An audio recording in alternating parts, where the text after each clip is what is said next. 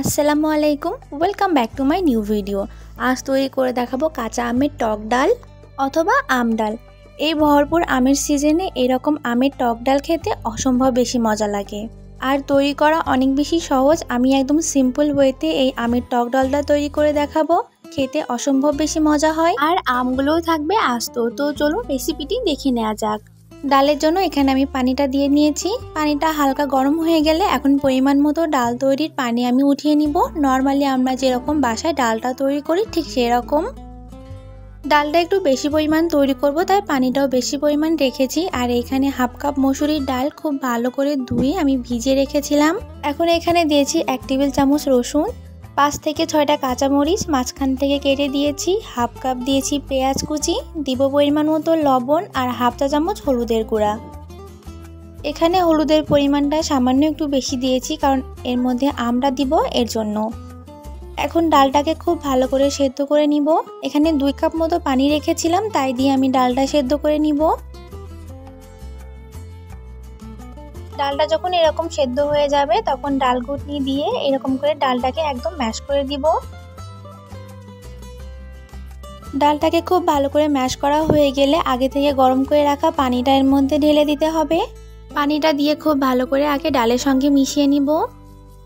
এখন এখানে নিয়েছি মিডিয়াম সাইজের 4টা আম, এরকম করে 4 ভাগ করে কেটে নিয়েছি। আমের পরিমাণটা আপনারা আপনাদের পছন্দ মতো দিতে পারেন। যদি কেউ টকটা বেশি খেতে চান তাহলে আমটা বেশি পরিমাণে দিবেন।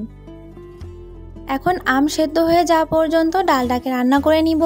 এখানে আমটা পুরোপুরি সেদ্ধ করা যাবে না, 60% মতো সেদ্ধ করতে হবে, নয়তো বেশি সেদ্ধ হয়ে গেলে আম গলে যাবে, খেতে মজা লাগবে না। এদিকে ডালের চুলাটা বন্ধ করে দিয়েছি। এখন বাগার দিব। এর জন্য দিয়েছি 1 টেবিল চামচ রসুন কুচি আর 2 টেবিল চামচ পেঁয়াজ কুচি। পেঁয়াজ আর রসুনটাকে খুব ভালো করে লালচে করে ভেজে নিব। রসুন আর পেঁয়াজটাকে লালচে করে ভেজে নিয়েছি। এখন এর মধ্যে দিব 1 চা চামচ পাঁচফোড়ন। পাঁচফোড়নটা দিয়ে আবারও কিছুক্ষণ ভেজে নিব। যখন এরকম গাঢ় কালার চলে আসবে তখন এর মধ্যে আগে থেকে রান্না করে রাখা ডালটা দিয়ে দিব। একদম সিম্পল ওয়েতে বাগারটা দিয়েছি। এইভাবে ডালটা রান্না করে একবার খেয়ে দেখবেন, অনেক বেশি মজা লাগে। এখন বাকি সবটুকু ডাল এর মধ্যে দিয়ে দিব। 4 থেকে 5 মিনিট মতো এই ডালটাকে এখন রান্না করে নিতে হবে। এই অবস্থায় দেখুন আমটা পুরোপুরি সেদ্ধ হয়ে গেছে আর একদম আস্ত আছে। আমাদের ডালটা পুরোপুরি তৈরি হয়ে গেছে। আমগুলো একদম আস্ত আছে আর ডালটাও অনেক বেশি মজা হয়েছে। দেখতে পারছেন আমগুলো একদম আস্ত আছে, ঘেটে যায়নি। এই রেসিপিতে একবার আম ডাল তৈরি করে দেখতে পারেন, খেতে অসম্ভব বেশি মজা হয়। ভরপুর এই আমের সিজনে একবার হলেও এই আম ডালটা ট্রাই করবেন, আশা করি অনেক বেশি ভালো লাগবে। আশা করি আমার আজকের এই ভিডিওটি ভালো লেগেছে। দেখা হবে নতুন আরেকটি ভিডিওতে। আল্লাহ হাফেজ।